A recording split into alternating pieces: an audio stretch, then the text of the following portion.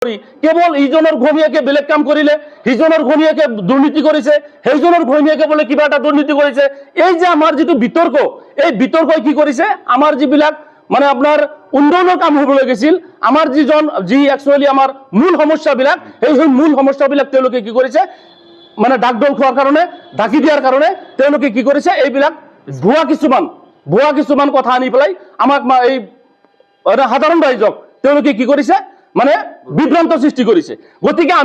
আমি অখিল গগৈকে হওক, আমাৰ মুখ্যমন্ত্ৰী হিমন্ত বিশ্ব শৰ্মাকে হওক, তেওঁলোককো আমি ক'ব বিচাৰিছো যে আপোনালোকে ৰাজনীতি কৰক, কিন্তু ৰাজনীতি যাতে সেই ঘৃণাৰ ৰাজনীতি নকৰে, আপোনালোকে ভাল ৰাজনীতি কৰক। আমিও ৰাজনীতি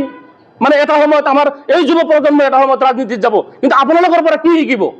আপোনালোকে এনেকুৱা কিছুমান কৰি থৈ যাওক যে আপোনালোকৰ পৰা শিকি আমাৰ এই ছাত্ৰ সমাজ এটা সময়ত যেতিয়া আমাৰ এই ছাত্ৰ সমাজৰ পৰা হেৰি ল'ব, সন্যাস ল'ব, তেওঁলোকে যেতিয়া ৰাজনীতিত জইন কৰিব, যাতে আপোনালোকৰ পৰা শিকা বস্তুখিনি তেওঁলোকে প্ৰয়োগ কৰিব পাৰে। কিন্তু আপোনালোকে যদি ঘৃণাৰ ৰাজনীতিত হৈ যায়, আজি যি ঘৃণাৰ ৰাজনীতি আপোনালোকে আৰম্ভ কৰিছে, এই ঘৃণাৰ ৰাজনীতিৰ যদি আপোনালোকে থৈ যায়, তেনেহ'লে আমাৰ এই আমি আপোনালোকৰ পৰা কি যে আপুনি বেলেগৰ 30% নালাগি আপোনাৰ যিখিনি কাম, আপুনি আপোনাৰ যিটো মৰ্যাদা, আপোনাৰ মুখ্যমন্ত্ৰীৰ গাদীৰ যি মৰ্যাদা, কেৱল ইজনৰ ঘৈণীয়েকে বেলেগ কাম কৰিলে, সিজনৰ ঘৈণীয়েকে দুৰ্নীতি কৰিছে, সেইজনৰ ঘৈণীয়েকে বোলে কিবা এটা দুৰ্নীতি কৰিছে। এই যে আমাৰ যিটো বিতৰ্ক, এই বিতৰ্কই কি কৰিছে, আমাৰ যিবিলাক মানে আপোনাৰ উন্নয়নৰ কাম হবলৈ গৈছিল, আমাৰ যি একচুৱেলি আমাৰ মূল সমস্যাবিলাক, সেই মূল সমস্যাবিলাক তেওঁলোকে কি কৰিছে, মানে ডাকডল খোৱাৰ কাৰণে, ঢাকি দিয়াৰ কাৰণে তেওঁলোকে কি কৰিছে, এইবিলাক ভুৱা কিছুমান কথা আনি পেলাই আমাক এই সাধাৰণ ৰাইজক তেওঁলোকে কি কৰিছে, মানে বিভ্ৰান্ত সৃষ্টি কৰিছে। গতিকে আমি অখিল গগৈকে হওক, আমাৰ মুখ্যমন্ত্ৰী হিমন্ত বিশ্ব শৰ্মাকে হওক, তেওঁলোককো আমি ক'ব বিচাৰিছো যে আপোনালোকে ৰাজনীতি কৰক, কিন্তু ৰাজনীতি যাতে সেই ঘৃণাৰ ৰাজনীতি নকৰে, আপোনালোকে ভাল ৰাজনীতি কৰক। আমিও ৰাজনীতি মানে এটা সময়ত আমাৰ এই যুৱ প্ৰজন্ম এটা সময়ত ৰাজনীতিত যাব, কিন্তু আপোনালোকৰ পৰা কি শিকিব?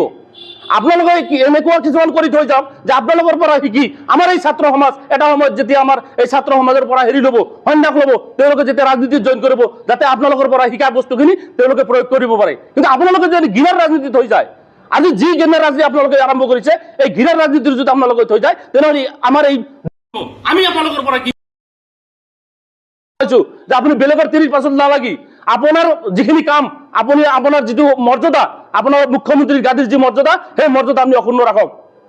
কেৱল ইজনৰ ঘৈণীয়েকে বেলেগ কাম কৰিলে, সিজনৰ ঘৈণীয়েকে দুৰ্নীতি কৰিছে, সেইজনৰ ঘৈণীয়েকে বোলে কিবা এটা দুৰ্নীতি কৰিছে। এই যে আমাৰ যিটো বিতৰ্ক, এই বিতৰ্কই কি কৰিছে, আমাৰ যিবিলাক মানে আপোনাৰ উন্নয়নৰ কাম হবলৈ গৈছিল, আমাৰ যি একচুৱেলি আমাৰ মূল সমস্যাবিলাক, সেই মূল সমস্যাবিলাক তেওঁলোকে কি কৰিছে, মানে ডাকডল খোৱাৰ কাৰণে, ঢাকি দিয়াৰ কাৰণে তেওঁলোকে কি কৰিছে, এইবিলাক ভুৱা কিছুমান কথা আনি পেলাই আমাক এই সাধাৰণ ৰাইজক তেওঁলোকে কি কৰিছে, মানে বিভ্ৰান্ত সৃষ্টি কৰিছে। গতিকে আমি অখিল গগৈকে হওক, আমাৰ মুখ্যমন্ত্ৰী হিমন্ত বিশ্ব শৰ্মাকে হওক, তেওঁলোককো আমি ক'ব বিচাৰিছো যে আপোনালোকে ৰাজনীতি কৰক, কিন্তু ৰাজনীতি যাতে সেই ঘৃণাৰ ৰাজনীতি নকৰে, আপোনালোকে ভাল ৰাজনীতি কৰক। আমিও ৰাজনীতি মানে এটা সময়ত আমাৰ এই যুৱ প্ৰজন্ম এটা সময়ত ৰাজনীতিত যাব, কিন্তু আপোনালোকৰ পৰা কি শিকিব?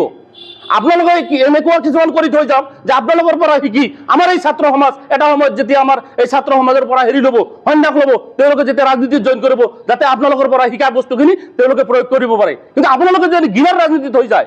আজি যি ঘৃণাৰ ৰাজনীতি আপোনালোকে আৰম্ভ কৰিছে, এই ঘৃণাৰ ৰাজনীতিৰ যদি আপোনালোকে থৈ যায়, তেনেহ'লে আমাৰ এই আমি আপোনালোকৰ পৰা কি